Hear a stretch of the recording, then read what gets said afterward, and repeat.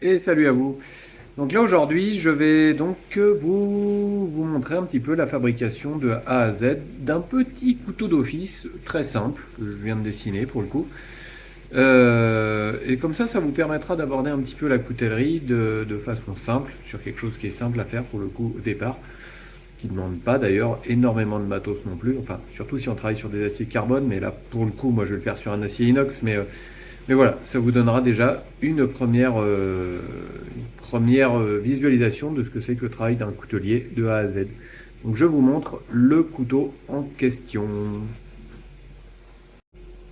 Donc le petit couteau en question, c'est donc ce couteau d'office.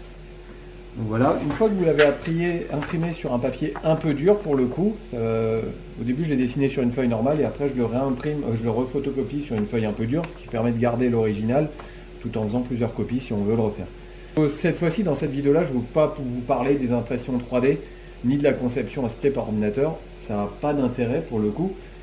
Ça a plutôt de l'intérêt pour les couteaux complexes, les couteaux pliants. Mais pour les couteaux fixes, et encore moins un couteau d'office, ça ne sert pas à grand chose de s'embêter à faire un modèle en 3D avec une impression 3D. Donc une fois que vous avez votre couteau dessiné sur une feuille un peu dure, vous le découpez tout simplement. Donc vous prenez un bon scalpel et vous allez découper votre couteau à la forme qui va bien.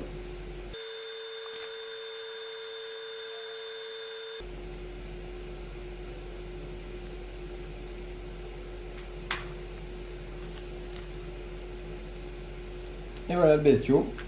Ce qui peut être pas mal, c'est de prendre une petite aiguille et dès à présent de marquer les points de perçage. Tac, tac et tac. Voilà. Allez, la suite sur la barre d'acier. Donc maintenant, on va reporter le tracé sur la barre d'acier. Donc ici, je suis sur une barre d'acier en N690 de 2,5 mm d'épaisseur. C'est un peu mon acier fétiche pour le coup. Donc pour vous montrer, je vais rester sur ce qui est fétiche. Donc vous prenez un marqueur et vous allez détourer le couteau que vous avez tracé.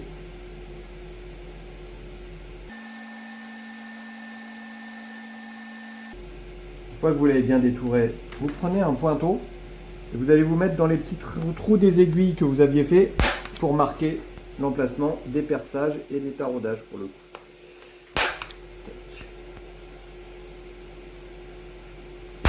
Et voilà. Tac. Donc on peut enlever. On a la forme du couteau que l'on souhaite. On aura un petit couteau.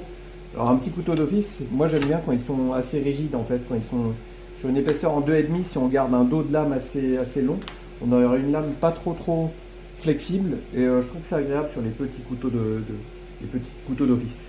Voilà ce que ça donne. Allez, on va passer au découpage maintenant. Donc pour les découpages, je vais le faire sur une scie à ruban métal pour le coup. À la base, c'est un coupe-tuyau que j'ai transformé. J'ai mis une petite plaque un peu costaud, là, un peu rigide ici, en fait, pour pouvoir faire les découpes en position relevée. Si jamais vous n'avez pas ce genre de matos à la maison, vous pouvez bien entendu utiliser une disqueuse. Allez, c'est parti.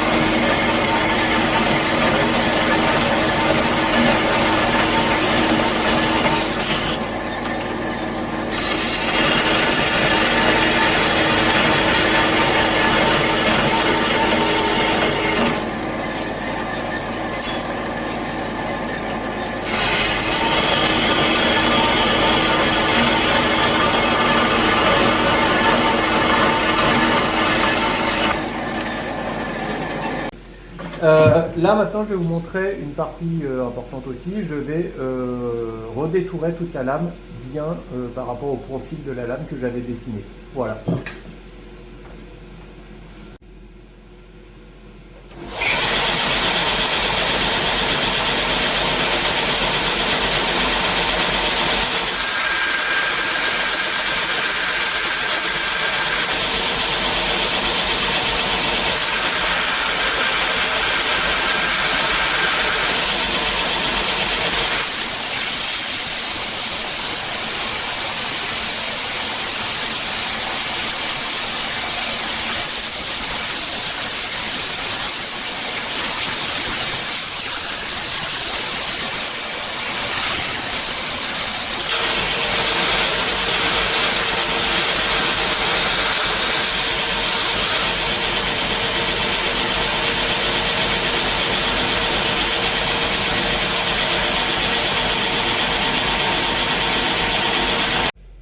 Là maintenant je vais faire les petits perçages qui vont bien. Ce que j'aimerais c'est mettre des petites vis à la fin.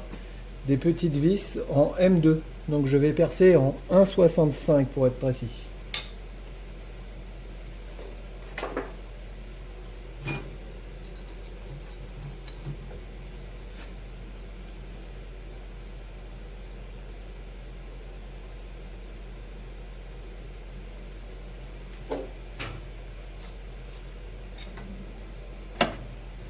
Donc vous verrez, là vous avez mis les coups de pointeau, en fait la mèche va s'auto-centrer dans les trous en fait. Donc il faut arriver tout doucement. Si jamais vous voyez que ça tourne autour, ça veut dire que c'est pas bon.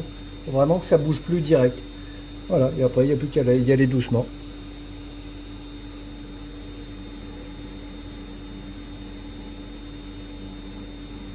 Donc tenez toujours bien fermement votre lame. C'est important. C'est souvent l'erreur que font les stagiaires, c'est de ne pas tenir suffisamment. Et la lame se fait emmener en fait. Elle va monter dans la mèche. Et bah après c'est le bordel parce qu'elle se met à tourner, on peut se faire mal aux doigts. Donc bref, toujours bien appuyer sur ces deux doigts.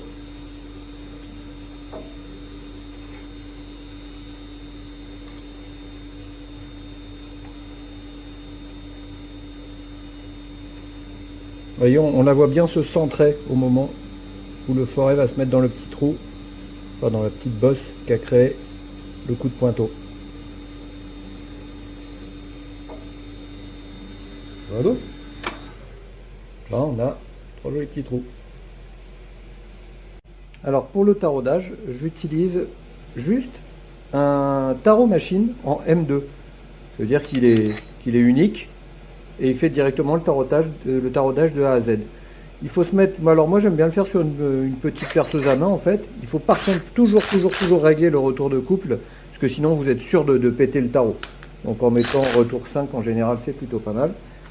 Voilà, donc là c'est parti. Il faut toujours rester bien perpendiculaire à la lame. Voilà. On sent bien que par moment ça force. Il faut y aller tout doucement.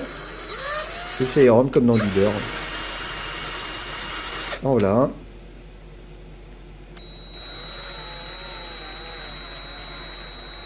Si vous sentez que ça force, n'insistez pas, vous revenez en arrière. Donc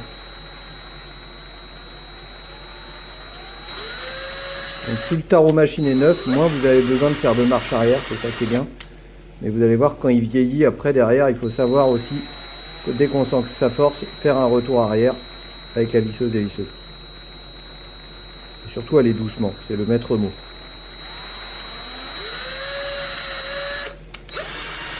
Voilà, 3 taraudages de fait. Là, vous n'avez plus qu'à prendre les vis et valider que tout est bon. Donc voici une vis en M2, une toute petite vis. Voilà. Et donc on valide que son pas de vis a été bien fait. Bon, sur ces vis là, j'ai pas de bol, il y a du frein filé. Donc c'est un peu plus dur. Voilà, et on valide que ça se visse bien de A à Z. Moi j'aime bien, voilà, que ça rentre légèrement en force. J'aime pas les taraudages trop épais. C'est pour ça qu'il faut, pour bien faire, un 6 ou un 65, mais un 7, moi je trouve que c'est déjà trop lâche. Vous risquez d'avoir un taraudage qui n'est pas assez costaud in fine. Donc vaut mieux un 65. Moi, pour moi, c'est vraiment ce qu'il y a de mieux. Voilà. Donc j'ai validé un trou. Forcément, les autres sont bons aussi. On va pouvoir continuer maintenant sur quelle manche on va mettre sur le couteau. Vous voyez, petit à petit, il y a de plus en plus de bordel sur l'établi. Mais c'est comme ça, hein, très souvent, on se retrouve avec un beau bordel à la fin de la journée, mais toujours rangé. Donc le bout de bois que j'ai sélectionné, pour le coup, c'est un bois que j'avais ramassé en forêt il y a maintenant une paire d'années. Pour le coup, c'était en 2018, je crois. Donc il avait bien eu le temps de sécher. C'est une magnifique loupe de cadre, pour le coup. Donc pour info aussi, le couteau sera à vendre à la fin de la session YouTube. Donc si ça vous intéresse, n'hésitez pas. Hein, si vous voulez acheter un couteau que vous avez vu créer de A à Z, c'est fait pour. Donc je pense que je vais essayer de positionner le couteau ici sur cette zone là et on va aller découper tout ça à la scie à ruban bois. Voilà. Alors là pour le coup j'aime bien moi les couteaux un petit peu épais en main pour le coup, même quand c'est un couteau d'office. Donc j'ai décidé de mettre 1 cm de plaquette de chaque côté de la lame. Donc le montage que je vais faire forcément c'est un plat de semelle, ça s'appelle. Ça veut dire qu'il y aura du bois de chaque côté du métal. Voilà. il y aura du bois de ce côté-là et de ce côté-là. Donc il faut que je coupe 2 tranches de 1 cm. Voilà, allez, c'est parti.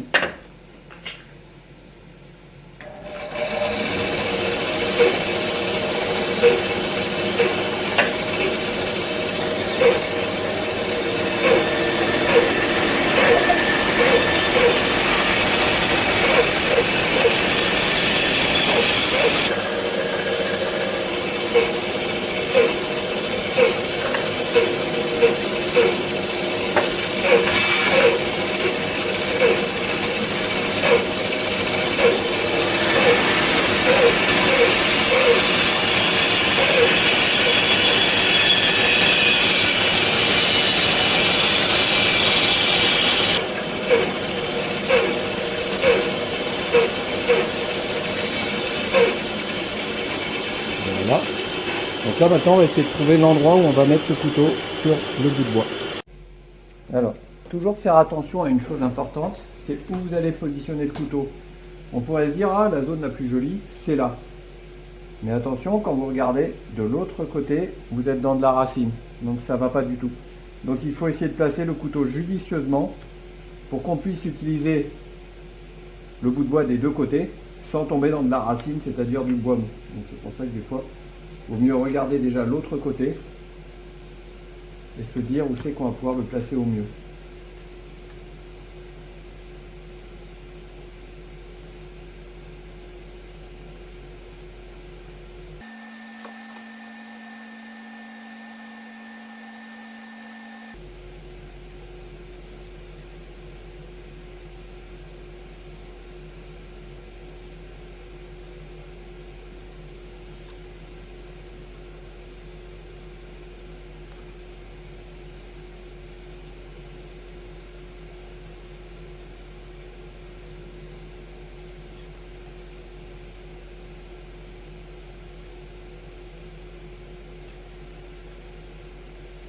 Je pense que dans ce coin-là, ça doit être pas mal.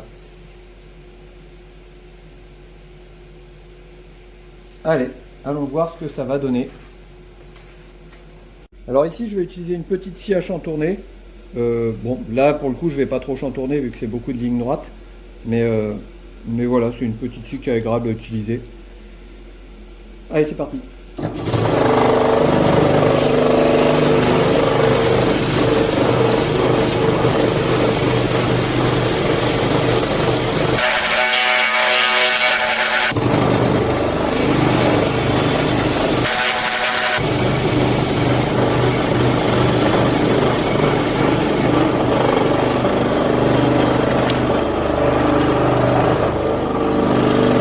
Tenir fermement les deux bouts de bois ensemble, qu'il n'y ait pas de décalage.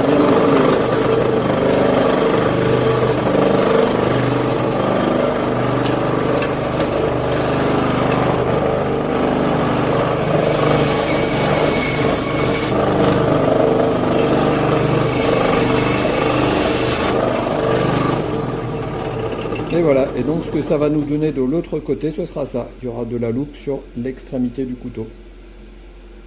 Voilà. Alors maintenant, on va passer au perçage du manche sur la lame. Enfin, grâce à la lame, on va contre-percer dans le manche pour être précis. Donc, il faut forcément reprendre les deux bouts de bois, bien les placer l'un sur l'autre au mieux. On va venir les placer sur la lame, pareil, au mieux aussi. Vraiment pas qu'ils aient bougé de nulle part. On vérifie de l'autre côté, pour que la lame ne dépasse de nulle part. Forcément. Voilà, là j'ai bougé, c'est pas bien, on recommence. Tac, tac. Une fois que tout ça c'est bien stabilisé, bien solidifié, voilà, on prend un clamp, un petit serre-joint tout simplement. On va venir positionner, alors pas sur le trou de perçage, sinon ça va être un peu enquiquinant. On va le mettre là et on serre bien fort, bien fort. Fait que là ça bouge plus. Il n'y a plus qu'à faire 3 petits coups de pointage de perçage et on sera tout bon. Donc là, pour le coup, on va contre-percer de nouveau en 1,65 parce qu'il ne faut forcément pas percer en 2 directement. Sinon, ça enlèverait le pas de vis qu'on a créé, donc ce sera un peu dommage. Donc, on va faire juste une marque en 1,65. Ok, une marque. Hop. Passe un peu les taux. Tac. Enfin, la table croisée pour être précis. Hop. Et le petit troisième.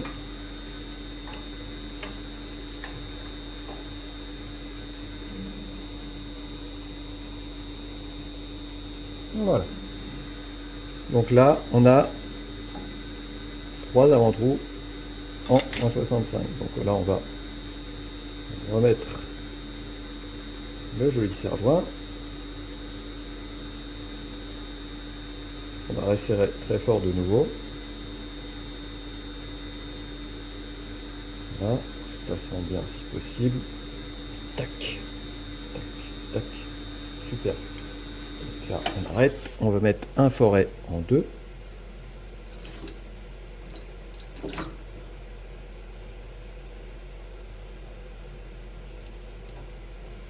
C'est pas bien pratique de filmer.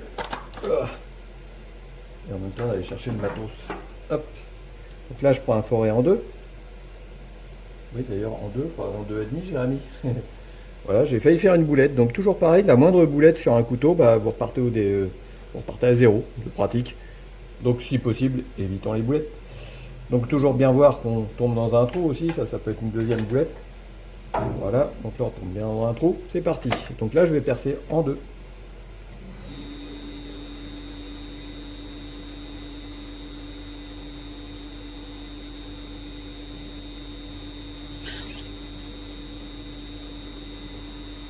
Voilà. Avant d'arriver de l'autre côté, ça vaut toujours le coup de mettre une cale pour éviter que le bois explose. Hop, comme ça s'il explose, c'est la cale dessous qui explose et pas le bout de bois. Voilà, tac, le trou, il est bien.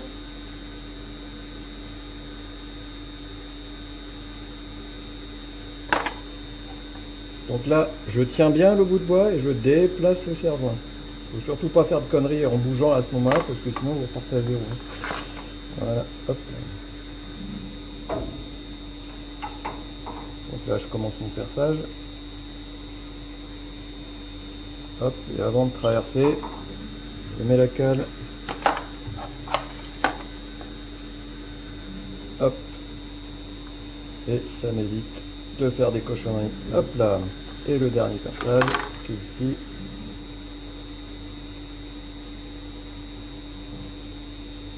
Hop, avant de traverser, on met la cale.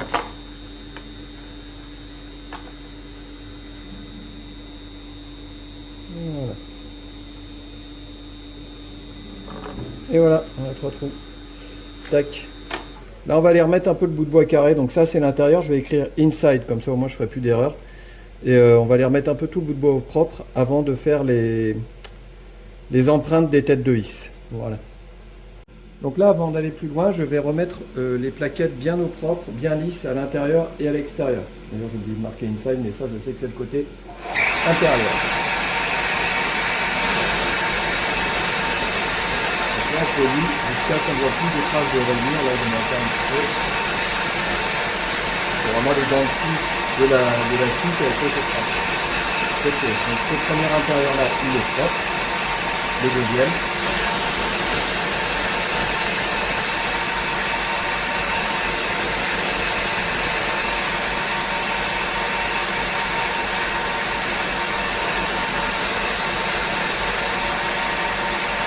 Il est propre aussi.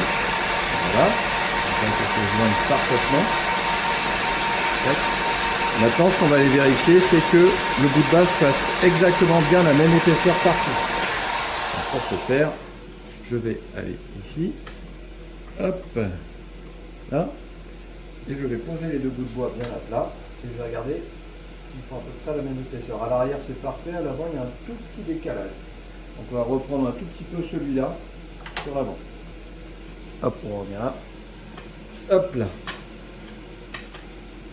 C'est parti.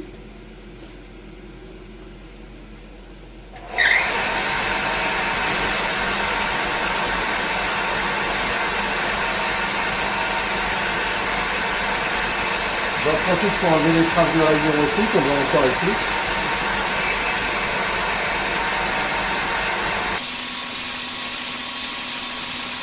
Voilà. Tac. Ok. Ici. C'est beau, c'est la même épaisseur. Maintenant, c'est celui-là qui est un peu plus donc on va élargir un petit peu.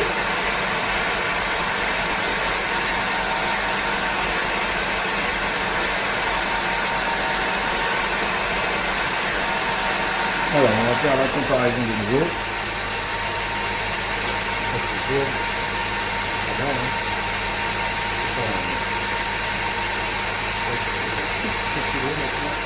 Voilà, donc quand vous sortez au pouce qu'il n'y a plus de botte, ça veut dire que vous avez deux bouts de bois qui font à peu près la même épaisseur. Et voilà ici, hop là.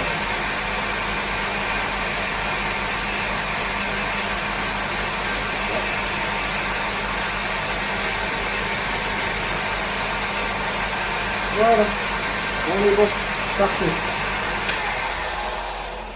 Allez, on va donc maintenant faire les empreintes des têtes de vis. Alors pour faire les empreintes de tête de vis, j'utilise une petite fraise à lamer qui a un diamètre 2 en bas et 3 juste au-dessus. Vous allez avoir du mal à le voir pour le coup, si j'éclaire peut-être que vous le verrez un peu mieux.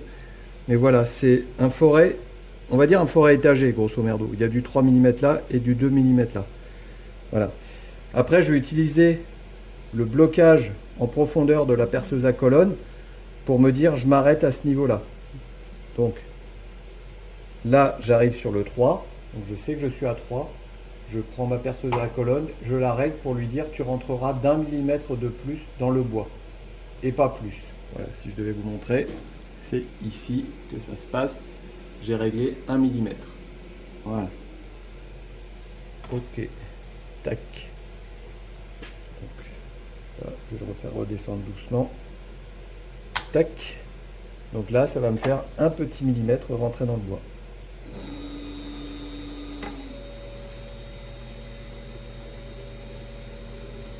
On arrive, là ça arrive au contact, tac, toujours on vérifie que j'ai bien réglé. Ouais, il me reste à peine 1 millimètre, j'ai dû un peu me tromper il y a 2 secondes, mais c'est pas très grave, moi ça me convient, on va regarder ce que ça dit. Voilà, on voit que ça fait une rentrée dans le bois qui moi me paraît parfaite d'ailleurs. Mettez un demi-millimètre mais ça suffira. Hop, un demi-millimètre, et on va faire ça sur tous les trous.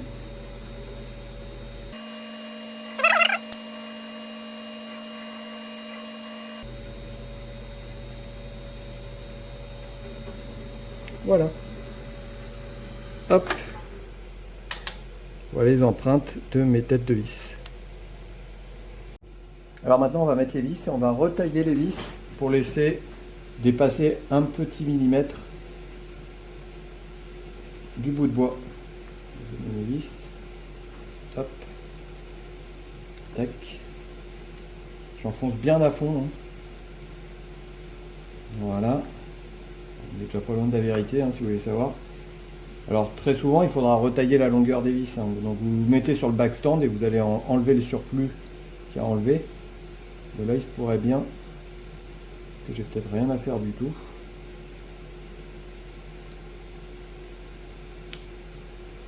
Voilà. Voilà, ça me paraît parfait tout ça. Donc là, on visse le tout sur le manche. Hop.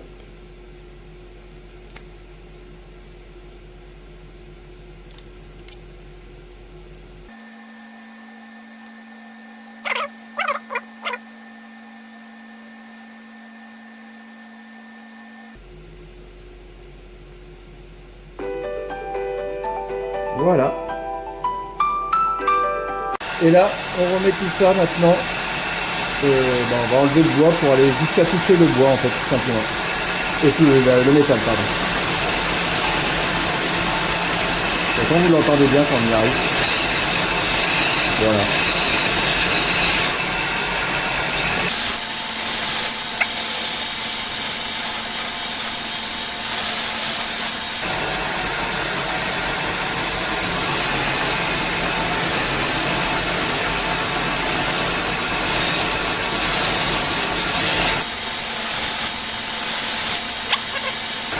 Ce qu'on va faire, c'est qu'on va enlever le petit excédent de bois qui est ici pour venir se mettre dans l'alignement de la cassure qui est là.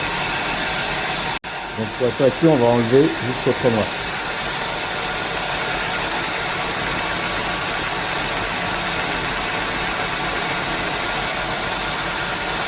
Voilà.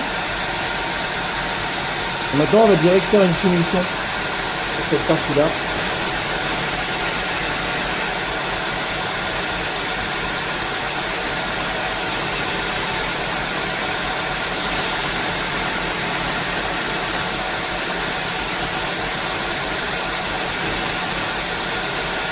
pense qu'on va faire des arêtes sur ce couteau. En ce moment, je suis dans ma période arrête, j'aime bien. Hop. Donc là, je vais mettre un grain 600. Comme ça, je vais passer directement sur un grain de finition. Donc, il n'y a pas beaucoup de ponçage à faire. Normalement, il faut descendre dans les grains petit à petit. Mais quand il n'y a pas grand chose à faire, la pièce de bois, le petit morceau à poncer n'est pas énorme, on peut passer directement sur le grain de finition. Voilà.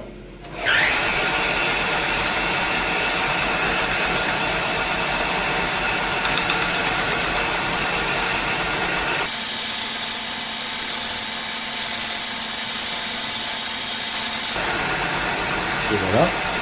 Et là, je vais aller mettre un petit coup de dépolissage. Hop. Donc sur mon petit tour à dépolir. On met un petit peu de pâte à bravic très très fine pour le bois. Hop.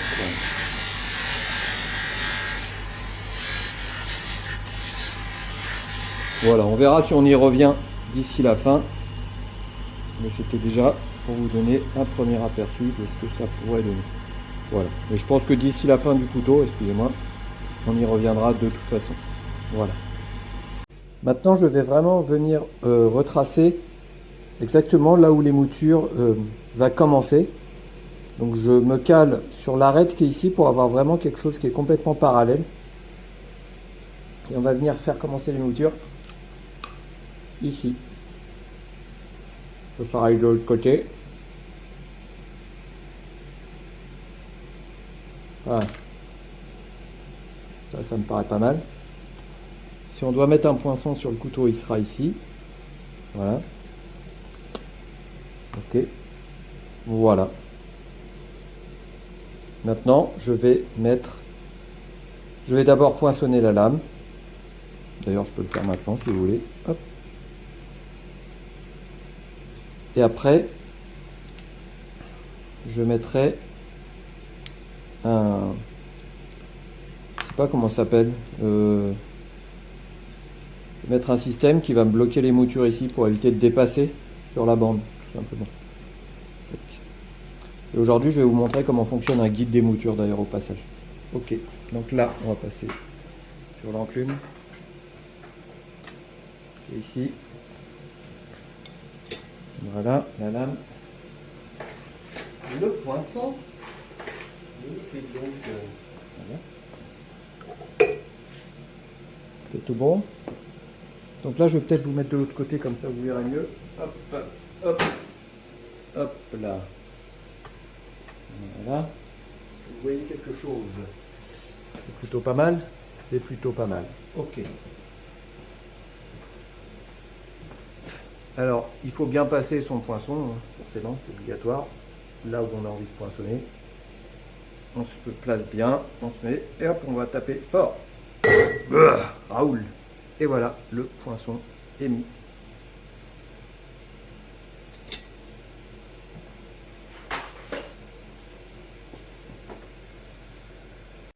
Allez hop, maintenant je vais vous montrer le centrage du tranchant lorsqu'on va faire les moutures. Donc, on prend un marqueur bien costaud et on va venir du trait des moutures, là où on débute les moutures, jusqu'à la pointe de la lame.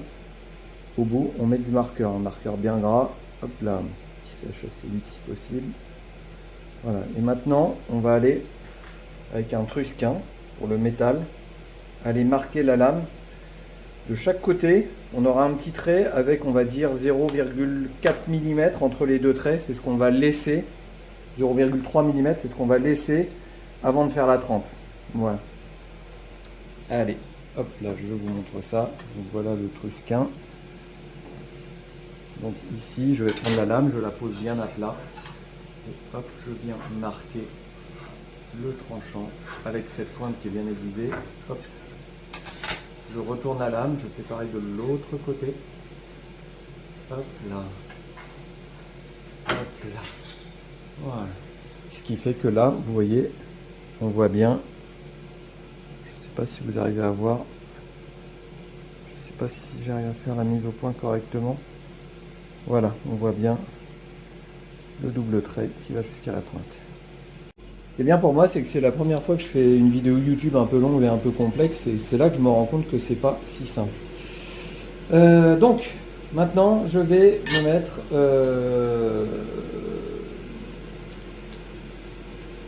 ce bloc qui va me permettre de limiter mon émouture jusque là où j'ai envie, en fait, tout simplement. Donc je vais venir rentrer ma lame dedans et mettre le trait noir qu'on avait défini tout à l'heure en plein dessus. Tac, comme ça, je serai parfaitement parallèle avec mon manche. Une fois que je suis pas mal, c'est bon, j'ai pas la bonne tiers, bien entendu. Hop. Voilà, je serre avec la clé et je veux plus que ça bouge. Donc c'est vraiment ça qui me fera la limite de mon émouture sur ma lame. Hop, hop, hop, et hop.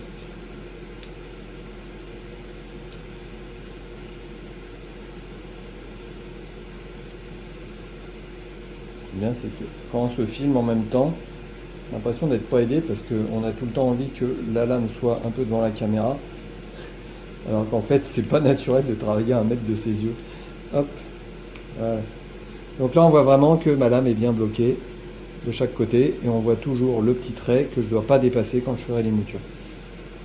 Allez, maintenant je prends mon guide d'émouture, hop,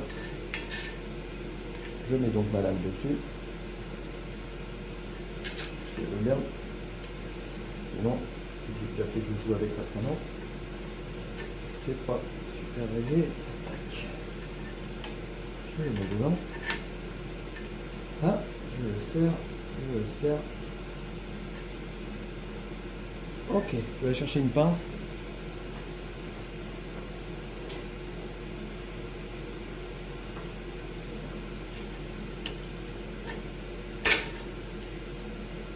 Je serre ça un bon coup.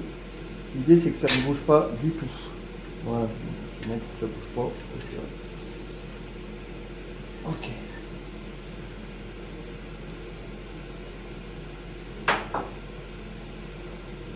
Ok, donc maintenant, je vais m'équiper avant de commencer l'émouture. Ok, bah là on est parti.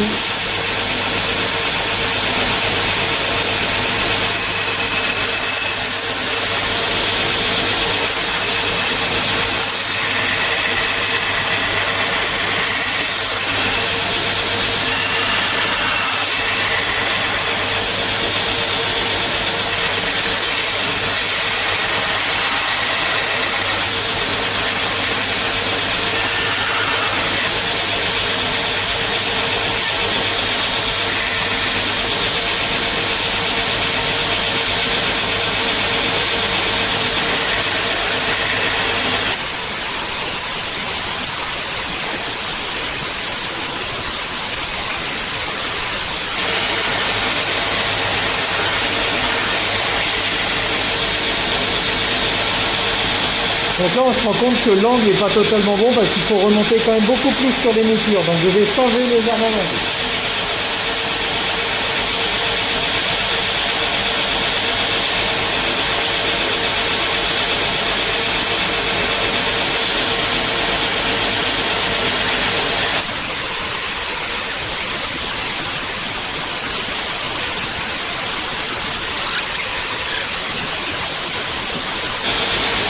Ok, là c'est pas mal.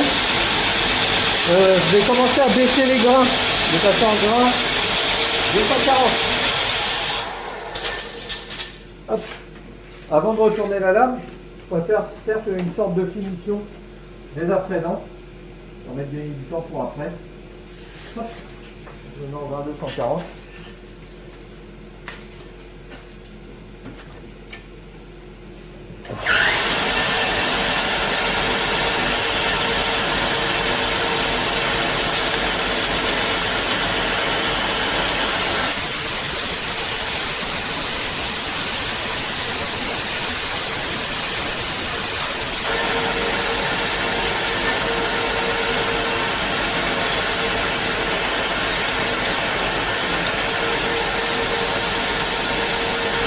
Voilà. Ça va être joli, hein.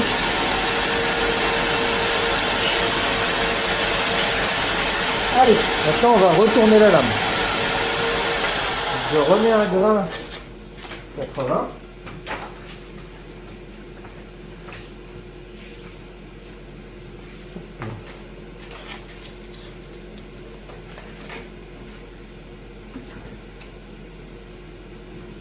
Alors là aujourd'hui je vous montre l'émouture, comment ça marche avec un guide d'émouture, mais on peut aussi le faire à la main.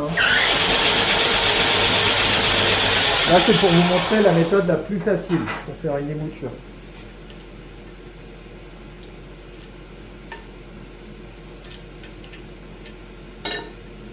Ok, je retourne ma lame. Ok, et je resserre ça de nouveau pareil. Ok.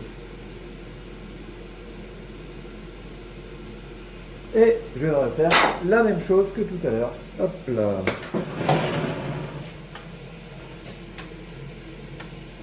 C'est parti, mon kiki.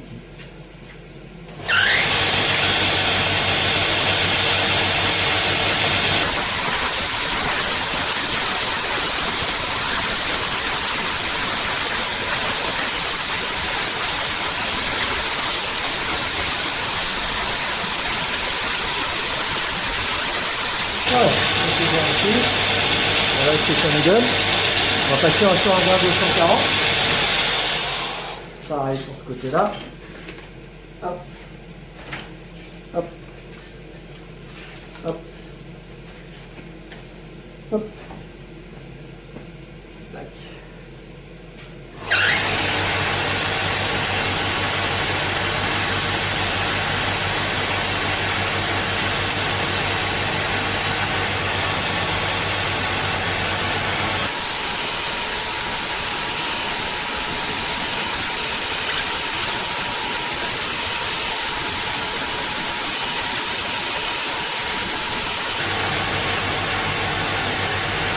Hop. Allez, je vais faire des corrections à la main maintenant. Là maintenant que j'en suis là, je vais passer à la main. Pardon, excusez-moi. Je vais passer à la main pour corriger un peu. L'émouture est montée un peu trop haut là et pas assez là. Donc je vais corriger un peu tout ça.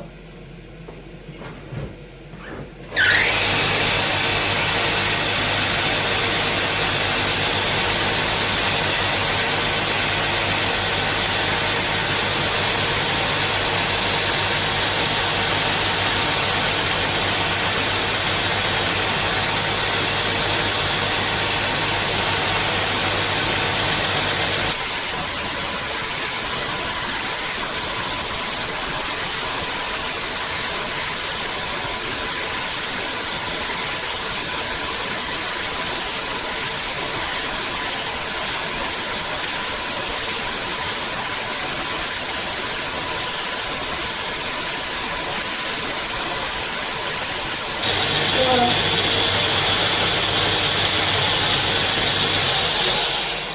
La lame est prête pour la trempe.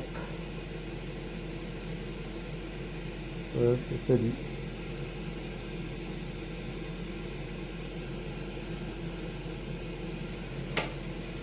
Hop. Je vous montre quand même un petit dépolissage avant de prendre. Ça ne sert pas à grand chose, mais c'est pour vous montrer la tronche de la lame. Hop.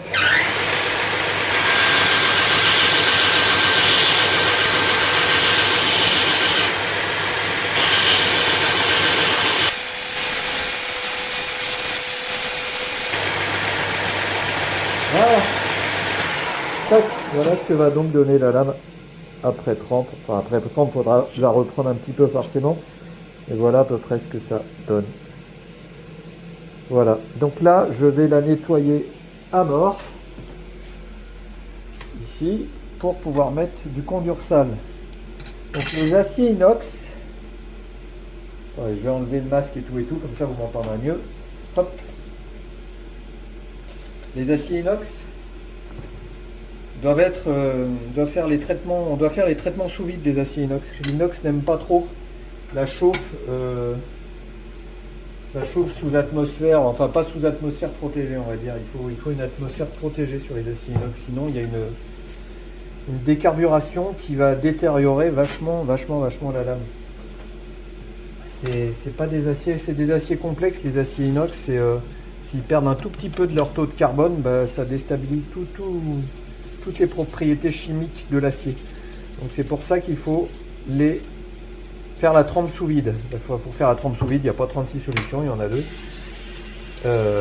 Oh non, il y en a 3 pour être précis, mais il y en a une qui est assez compliquée. C'est soit mettre sous papillote, donc ça s'appelle un feuillard inox, haute température. Donc on met la lame dedans et on essaye de laisser le moins d'air possible et on trempe avec ça par-dessus. Mais c'est hyper coupant et c'est un peu dangereux pour le coup. Soit on utilise du Condursal Z1100, c'est un vernis haute température. C'est un vernis haute température qui est vraiment bien. Et voilà, c'est ça. C'est du slime. Ce slime, on va l'utiliser. Je pose la lame. Donc on va mettre la lame dedans et on va la laisser sécher dehors pendant 1 heure à peu près. Voilà. Voilà. Ok, tac, tac. Qu'est-ce qu'il faut d'autre? Ça. La dernière solution pour faire la trempe à vide, bien entendu, hein, mais c'est un peu plus complexe, enfin même beaucoup plus complexe. Ce serait de faire une trempe à l'argon, c'est-à-dire dans le four de trempe, injecter de l'argon pour vider tout l'air en fait, pour enlever l'oxygène, parce que c'est l'oxygène qui fait que les atomes de carbone migrent. Mais bon, c'est assez compliqué d'avoir de l'argon à la maison. Donc voilà, vous voyez la lame, je vais la mettre à sécher dehors un bon moment, comme ça. Donc au moins 1 heure. Et dans 1 heure, il n'y aura plus qu'à, hop là, j'en fous partout, c'est super. Merde, il pleut, ça c'est pas pratique. On recommence, on va mettre ça là. Je vais mettre à sécher ça dans la hotte. Voilà, je vais enlever les pinces pour le coup. Donc il faut laisser s'égoutter le Condursal tranquille. Si je prends une position, ça veut bien faire debout. Je n'ai pas gagné du tout. Voilà. Donc là on va laisser le Condursal s'évacuer. Je sais pas si je filmais exactement ce que je faisais là, mais bon. Dire que c'est bien. Voilà. Donc là j'ai mis la lame ici pour être précis et il est en train de s'égoutter tranquillement dans ma hotte aspirée. Oui, voilà. Allez, bon rendez-vous dans 1 heure. Alors voilà pour info, la lame est bien dans le Condursal, elle est en train de sécher là, de son Condursal. Une fois qu'elle sera sèche, on va procéder au traitement thermique. Tout acier en fait de coutellerie a sa notice technique en fait. Donc moi j'achète tous mes aciers chez Eurotechnique au coup. Et sur le site d'Eurotechnique, il y a toujours les fiches techniques qui vont avec, il faut les respecter si possible scrupuleusement. Donc aujourd'hui je vais travailler du N690, donc je vais faire la trempe à 1070 degrés avec le four de trempe qui est ici, pour respecter donc la notice technique. Derrière je ferai une cryo pendant 1h30 à moins 80 degrés. Bon, après on pourrait faire plus froid, encore plus fait froid mieux c'est, mais bon bref, moi je ne peux pas faire mieux que moins 80. Et donc ça permet de faire baisser l'austénite et ça améliore les qualités mécaniques, ça améliore toutes les propriétés de l'acier en fait, de refaire une redescente en température inverse derrière après la trempe. Et donc après cette cryo, je ferai un revenu à 180 degrés pendant 2 heures dans ce four de trempe. Voilà pour les traitements thermiques. Et allez hop, maintenant on passe au traitement thermique. Donc je vais donc tremper cette lame, le Condursal à sécher, le vernis haute température à sécher maintenant. Je vais donc la tremper à 1070 degrés. Donc je vais la mettre dans le four de trempe pendant un quart d'heure et passé ce quart d'heure, je la mettrai dans une huile chauffée à 60 degrés. Donc le four de trempe est ici et l'huile à 60 degrés et en bas par terre. Allez, je passe donc à l'enfournement de la lame dans le four. Hop, tac, c'est parti pour un quart d'heure au four à 1070. A tout de suite. Allez, c'est parti. Nous allons pouvoir maintenant procéder à la trempe. Voilà, donc c'est à 1070 degrés depuis un quart d'heure maintenant. C'est parti. Donc j'éteins le four. Alors c'est la première fois que je le fais avec un téléphone dans la main, donc ça va être intéressant. J'éteins le four, je prends la lame, hop là, et je trempe. Voilà. Je vais fermer le four en attendant. Hop là. Tac. Et on revient sur la lame. Donc toujours trancher l'huile. Ça évite que la lame se tord. Voilà. Une fois que c'est bien trempé. On a eu un bon refroidissement. Hop, on va aller vérifier qu'il n'y a rien de tordu. Donc je vais aller la refroidir un petit coup à l'eau, histoire de pouvoir la prendre à la main aussi derrière. Voilà. Donc quand on a fait une trempe, on a une petite minute pour pouvoir corriger d'éventuels problèmes. Donc là je vais vraiment refroidir le manche, surtout parce que c'est lui, je veux pas qu'il me brûle la main là. Si je fais une vidéo, c'est un peu compliqué à une main. Voilà, et je vais aller vérifier si ma lame est bien droite, ça c'est hyper important aussi, si elle n'a pas bougé à la trempe. Voilà. Donc je vais prendre un bout de bois, hop. Ok. Alors attendez, je vais mettre le téléphone là. Voilà. Ok. Donc là je vérifie qu'elle est droite. Je la plante ici, je retourne. La plante là, elle a un peu bougé, je vais un peu la détendre. Ok. Tac. Tac, ça me paraît pas mal. Encore un petit peu. Tac. Tout petit peu. À peine. Hein.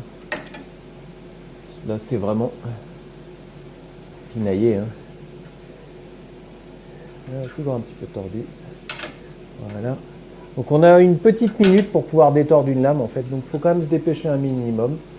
Après on vérifie si le profil est bon, si le tranchant n'a pas bougé non plus. Donc là c'est bon, ma lame est toute ok. Elle est toute bonne. Voilà, elle est droite. Il n'y a plus maintenant qu'à la mettre au congélo cryogénique qui est ici. Voilà, qui est bien à moins 80 degrés, moins 79,2. Et voilà, et je vais la mettre ici pendant un bon moment, c'est-à-dire pendant 1h30. Voilà, je vais me cramer les mains parce que c'est froid aussi. Voilà, aïe, c'est froid. Voilà, moins 80 degrés, c'est parti. Tac, parfait. Et voilà, ça fait maintenant une bonne heure et demie que la lame est dans le congélateur cryogénique à moins 80 degrés. Je vais donc aller la chercher. Et on va la mettre au revenu. Hop! Donc là, très très froide. Voilà. D'ailleurs, ça me fait mal aux mains. Ce qui est marrant, c'est de mettre de l'eau dessus comme ça, un tout petit peu. Et l'eau va congeler dessus, c'est rigolo. Voilà. Ah, là, je me brûle. Enfin, je me brûle de froid, quoi. Donc avant de la mettre au revenu à 180 degrés, j'aime bien attendre encore un petit peu le temps qu'elle se réchauffe, on va dire, si je peux dire comme ça, parce que voilà, là, vous voyez, elle est toute gelée. On va la mettre un peu sous l'eau pour qu'elle se réchauffe tranquillement.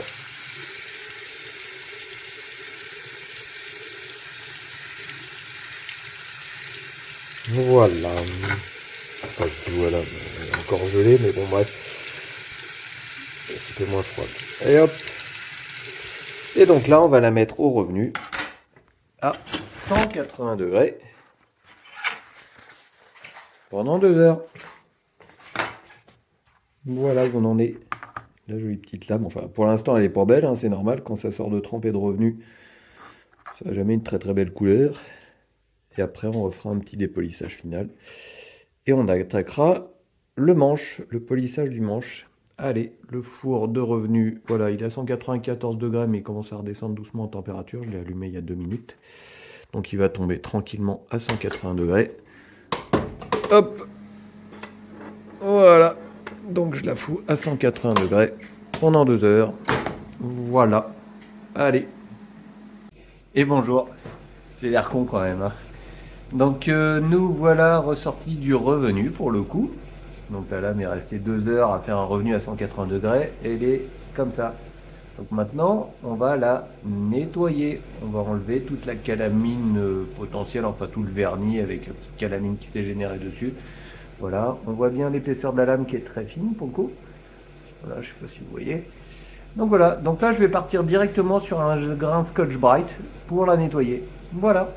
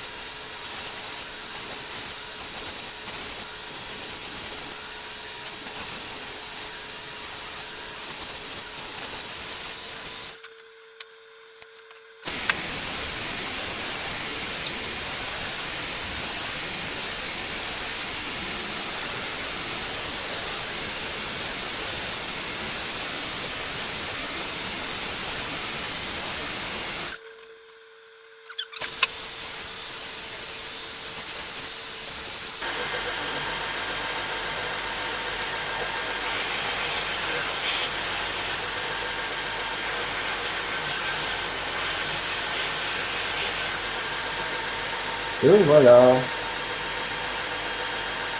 C'est quoi dedans?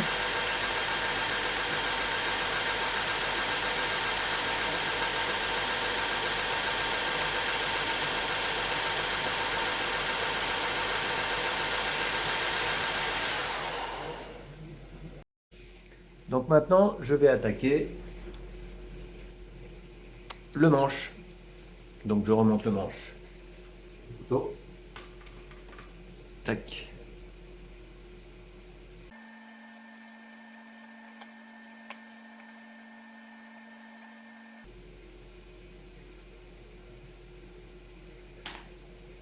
Tac. Donc ça nous donne ça. Pour le coup. Donc voilà, pour l'instant, le manche, il est complètement grossier. On va arrondir tout ça. Enfin, arrondir, bah non, pour le coup, je vais lui faire des facettes. Donc je vais lui faire des facettes. Grain 120, puis grain 600. Allez, c'est parti.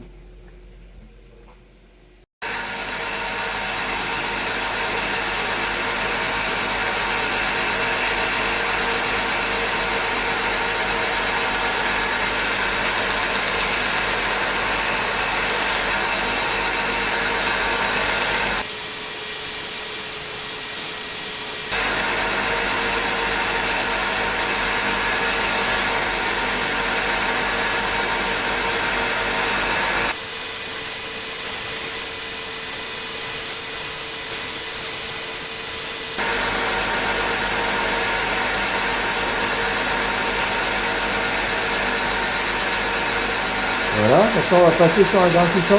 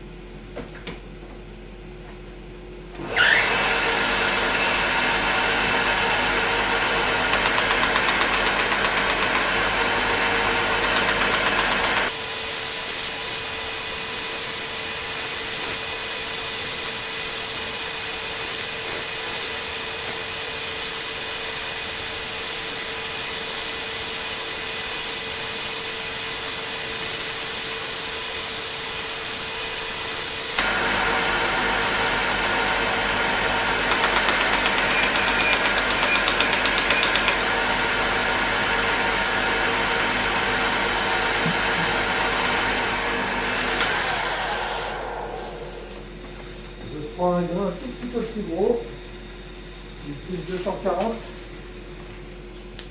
pour reprendre un peu la lame sur les bords, que ce soit propre. Vous voyez, ici il y a encore des traces de rayures là, si vous les voyez. Donc je vais voir.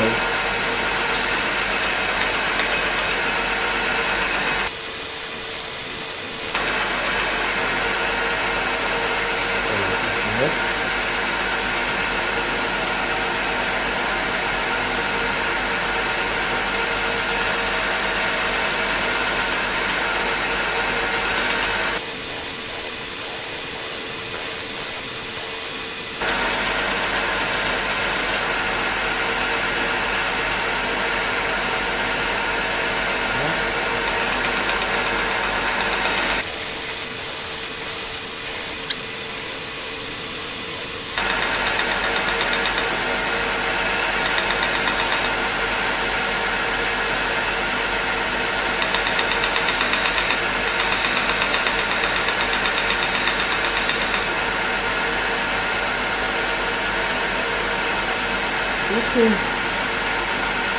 Voilà ce que ça dit pour l'instant. Il n'y a plus de traces de rayures majeures. Ok. C'est bien. Hop. Je repasse en grain 600 pour le coup, pour refaire les finitions sur les tranches. Hop.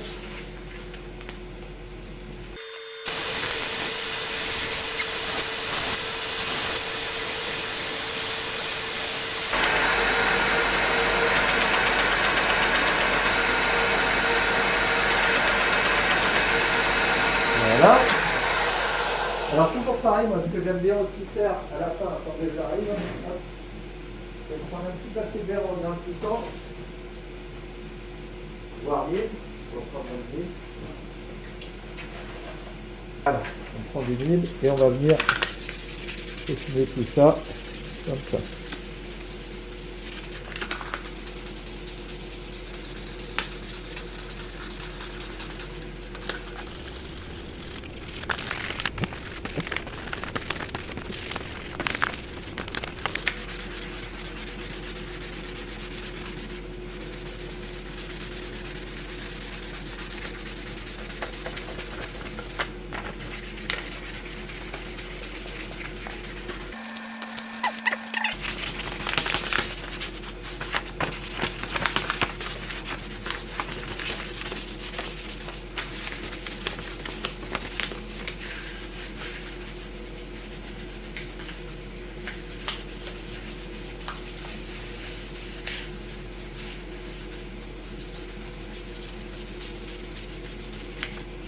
Voilà.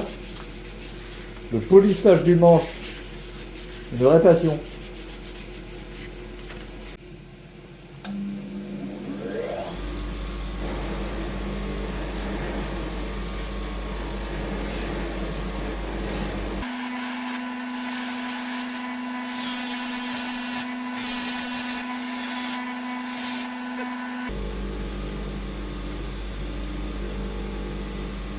Ok.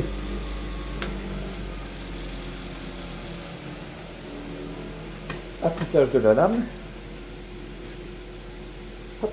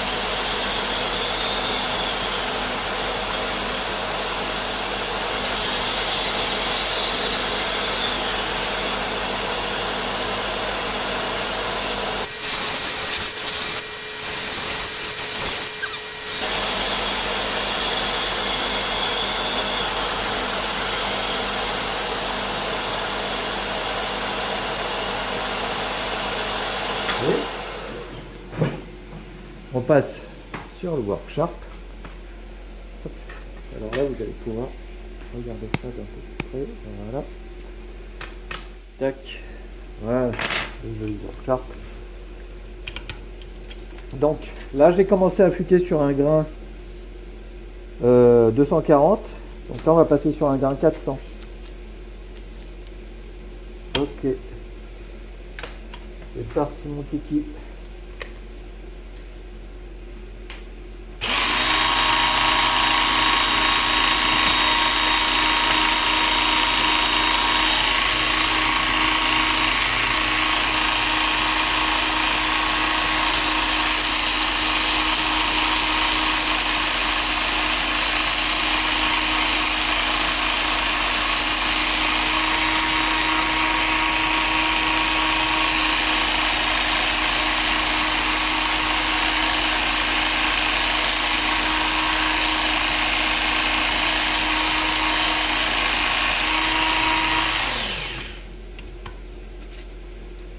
Donc là maintenant je passe sur un grain 800.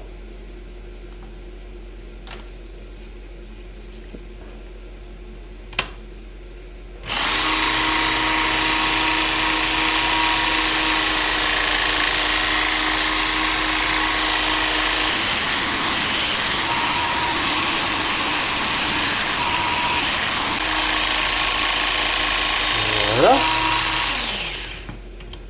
Grain 2500.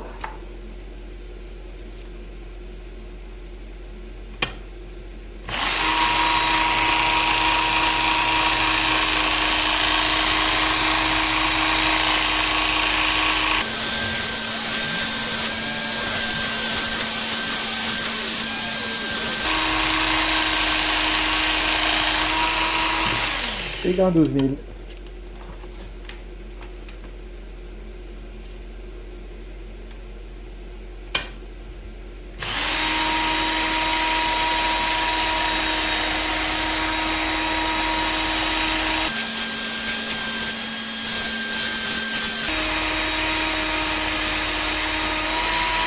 Et voilà.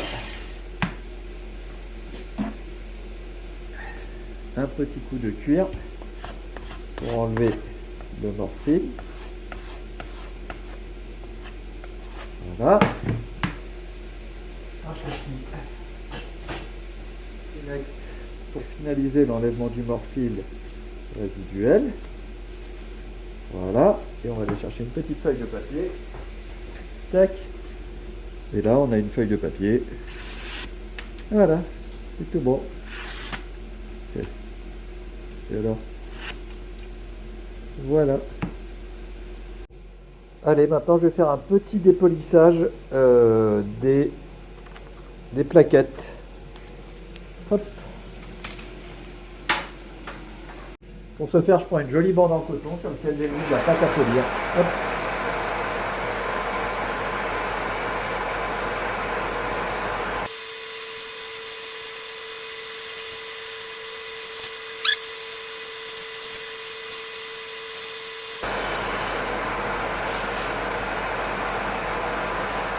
Voilà, un petit nettoyage par-dessus avec un sopalin.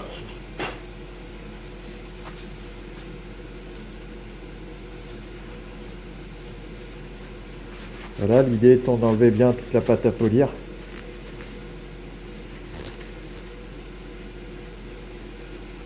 La pâte à polir a tendance à coller un peu au support.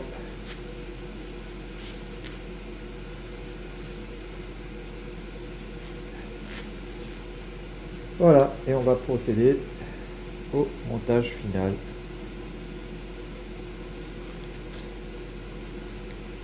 Je vais faire pareil pour l'autre. Et rendez-vous au montage final. Donc là, pour info, j'ai encore repassé un petit coup en grain 3000 sur le bois. Voilà, pour bien finaliser le truc. Donc voici la lame. Voilà. Ok. Et on va donc procéder au montage.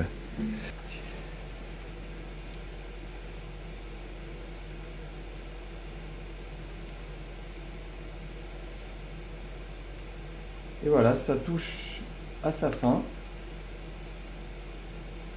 Donc n'hésitez pas, le couteau est disponible pour information. Enfin, je ne sais pas combien de temps il va être disponible, mais il est. N'hésitez pas aussi à vous abonner, à liker la vidéo, bien entendu, ce serait génial. Voilà, tout ce qui peut me faire un petit peu de pub.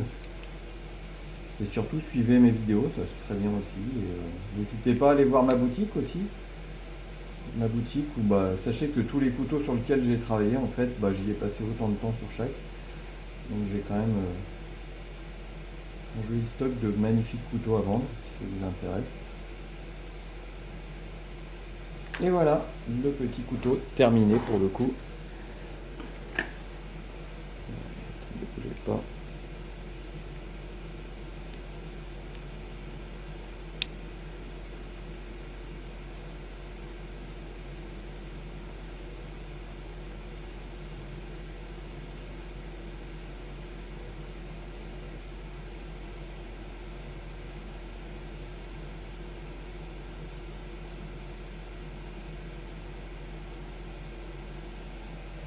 J'ai oublié un truc qui peut encore rajouter une petite note en plus, mettre un tout petit peu d'huile de camélia sur le manche. Voilà, j'ai pas envie de toucher la lame parce qu'elle est propre.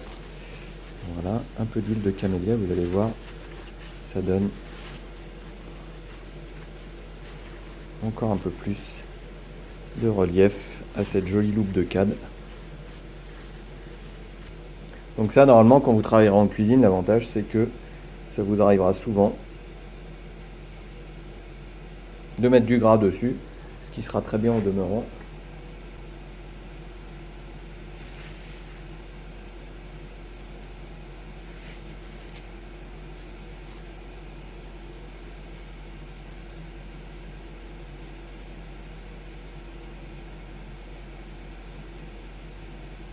Voilà le travail qu'il faut faire pour avoir un joli petit couteau artisanal.